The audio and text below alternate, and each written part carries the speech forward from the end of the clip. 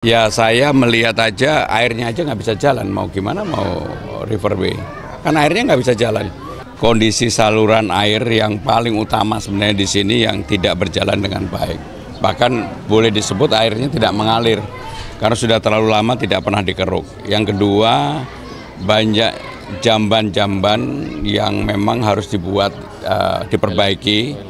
Toilet-toilet yang harus diperbaiki karena rata-rata sudah terlalu lama dan kondisinya menurut saya sangat memprihatinkan.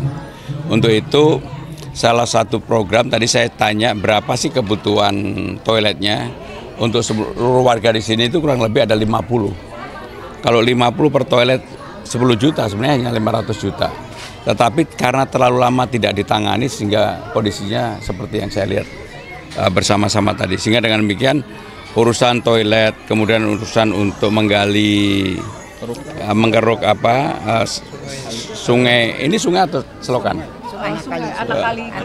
Anak kali Krukut ini harus dilakukan dan jadi prioritas. Hanya memang kalau dilihat ada beberapa yang mungkin untuk menggunakan alat berat yang agak besar nggak bisa. Sehingga alat beratnya betul-betul yang kecil. Dan untuk itu harus direncanakan dari awal oleh pemerintah daerah. Ya. Berarti berjanji untuk memberikan septic tank komunal mungkin Pak? Ya, tadi saya juga sampaikan memang harus ada septic tank komunal. Kalau nggak bisa. Karena semuanya kondisinya tadi kita lihat bersama ya. Kalau untuk pengurukan kalinya sendiri itu rencananya gimana Pak? Kalau untuk pengurukannya harus, kalau kali seperti ini kan menjadi tanggung jawab pemerintah daerah. Harus dianggarkan dan harus dilakukan. Kalau nggak sampai kapanpun akan tetap begini.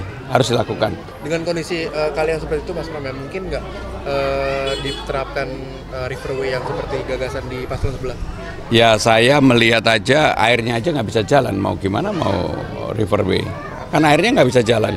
Sehingga dengan demikian untuk dikeruk pun, walaupun udah tetap airnya pasti ada problem ya. Dan kondisinya beberapa daerah ternyata sudah ada didirikan misalnya gedung-gedung yang nggak bisa lah, udah nggak bisa di sini. Ya.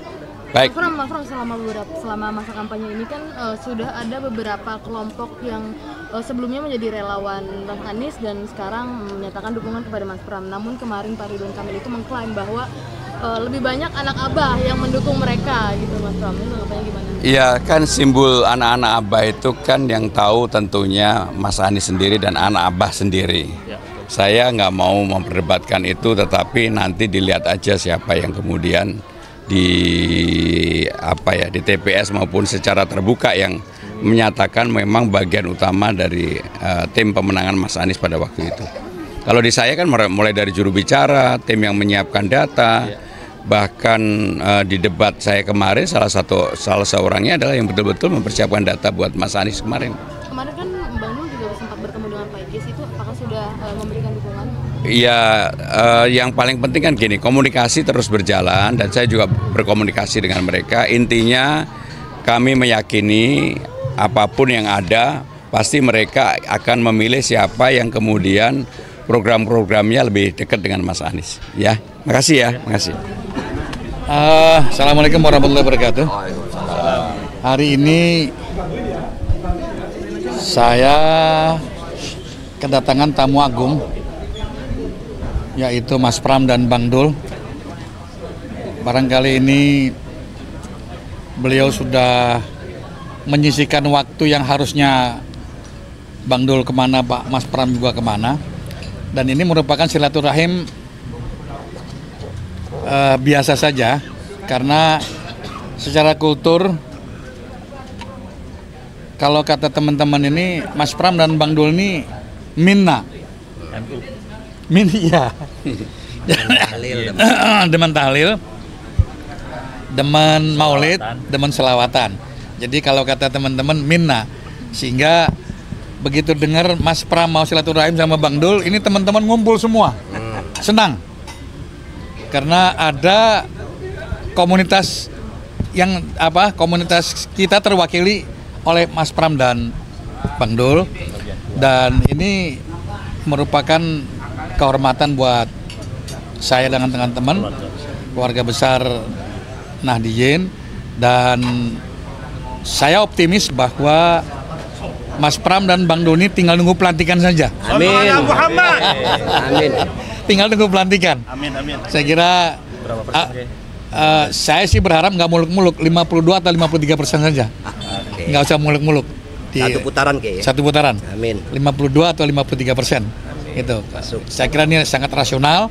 Kenapa? Karena teman-teman ini begitu dengar Mas Pram dan Bang Dul ini, wah ini minna mesti kita bantu gitu. Berarti deklarasi dukungan. Oke, Samsul. Kiai Samsul habis ini. Kenapa? Berarti tadi di dalam ada deklarasi. Nggak ada deklarasi. Deklarasi nanti belakangan. Cuma sudah kesamaan visinya bahwa untuk menertibkan masyarakat Jakarta, untuk menata masyarakat Jakarta itu sudah sama dengan programnya teman-teman yang memang dari hari ke hari bergumul dengan masyarakat yang ada di bawah, gitu. Oke, kalau melihat sosok Pak Pram dan juga Bang Dul sendiri sebagai pemimpin Jakarta, apa yang dilihat begitu dari Pak Pram dan juga Bang Dul? Karakteristik kepemimpinannya, Pak. Yang pertama, Mas Pram ini orangnya bersahaja. Coba bayangkan sudah sekian puluh tahun jadi pejabat tinggi negara, begini-begini aja nih. Hah? Sangat sederhana, sangat bersahaja. Sangat matang. Yang kedua Bang Dul ya orangnya Makin bengkak. Terus yang ketiga modelnya sama, kulturnya sama. Jadi saya kira nih teman-teman sangat tertarik tadi dengan obrolan santai gitu. Karena di komunitas kami itu nggak pernah ngomong serius. Ya. Ngomongnya santai, cuman hasilnya yang serius, hasilnya yang konkret. Amin. Gitu. Kiai Samsul. Komen nih. Kiai Samsul mana? Nih. Oke. Iya. Tengah pakai. Dalam arti jutaan warga suara NU akan Ini sebentar, ini Kiai Samsul. Ya, Nggak ada NU, ini warga saya senantiasa mendoakan kepada Mas Pram dan Bang Dul. Mudah-mudahan Allah ijabah apa yang menjadi keinginan beliau untuk memajukan kota Jakarta ini. Tentu kami punya tradisi dan ajaran-ajaran ulama, wa idza khuyyitum bitahiyatin fahayyu bi ahsana minha aw rudduha. Jika kalian diberikan sebuah penghormatan, maka balaslah penghormatan itu dengan yang lebih baik. Assalamualaikum warahmatullahi wabarakatuh. Dengan keadaannya Pak Habib Lutfi ini, apakah berarti FBR memberikan dukungan kepada Mas Hamzah? Ini bukan urusan EPR. Ini belum waktu EPR. Kehadirannya di sini Ditanya EPR soalnya. ditanya. EPR. akan menandakan FBR akan mendukung pasangan 03. Nanti akan ada kabar dalam waktu dekat ini. Amin. Pokoknya di minggu-minggu ini akan ada kabar. Bersama dengan Yang jelas akan ada kabar. bersama dengan Hah? Oh enggak, karena FBR dengan PWNU terpisah meskipun cara keberagaman kita, cara keberagaman Nahdlatul Ulama.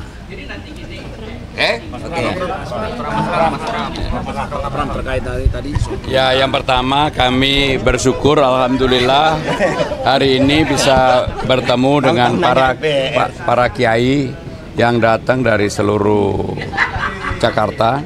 Ada dari Pulau Seribu, Jakarta Pusat, Jakarta Barat, Selatan, Timur, Pusat. Yang intinya adalah bersilaturahmi dan juga tentunya saya mendapatkan banyak hal yang positif. Tetapi yang saya senang kalau di teman-teman yang dengan latar belakang Nahdien ini jengkolnya enak banget. Jadi kalau di tempatnya ketua imam besar EPR waktu itu jengkol, di sini juga jengkol. Jadi saya merasa politik jengkol ini membuat semangat. Ya, terima kasih ya. Oke, yuk. Penataan parkir liar boleh Pak? Atau perda tentang pendanaan ormas ini kan belum ada, bisa dielaborasi lagi. Jadi apa yang menjadi persoalan hampir di semua wilayah, bukan hanya di Jakarta, ketika undang-undang tentang pondok pesantren sudah ada, perpresnya sudah ada, tapi rata-rata pergub atau perdanya belum ada, termasuk di Jakarta. Sehingga payung hukum untuk pendanaan pondok pesantren itu masih menjadi hambatan. Dan juga yang terutama yang apa saya sampaikan dalam debat mengenai gaji honor bagi para guru, terutama guru PAUD, dan mayoritas mereka latar belakangnya pasti Nahdien. Mereka mendapatkan yang minimum. Kalau kemudian ini bisa dilakukan, diperbaiki, dan kalau kami mendapat amanah ini yang kami selesaikan sehingga ada payung hukumnya. Kalau kemudian ada penyaluran budget atau dana untuk itu nggak jadi temuan, itu yang akan kami lakukan. Ya. Untuk skema pendanaannya, parkir liar, penataan parkir liar. Makasih ya, saya